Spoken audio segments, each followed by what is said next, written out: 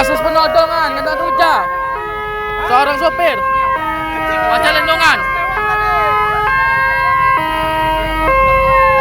Komunitas sopir Lampung siap sweeping operasi senyap jika polisi kesulitan tangkap pelaku penikaman.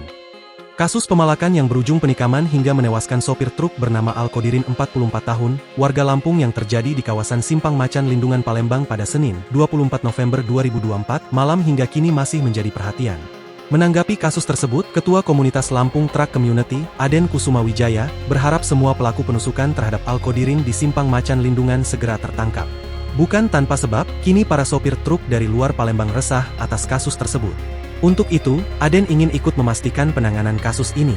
Seperti diketahui, polisi menyebut telah mengamankan 2 dari 4 terduga pelaku, sementara 2 lainnya masih buron. Kami sudah cek ke Polrestabes dan ternyata baru 2 tertangkap, masih ada 2 pelaku lain yang buron, ujar Aden, Jumat, 28 November 2025.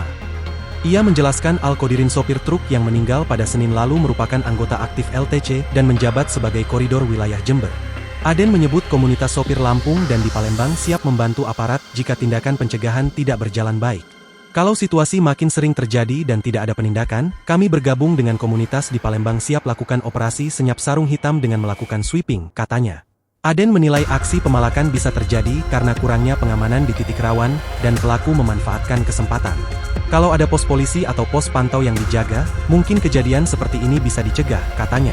Ia berharap wilayah Palembang bisa menjadi area yang aman bagi para sopir dan bebas dari aksi premanisme. Aden mengimbau para sopir untuk tidak takut membuat laporan resmi ke polisi.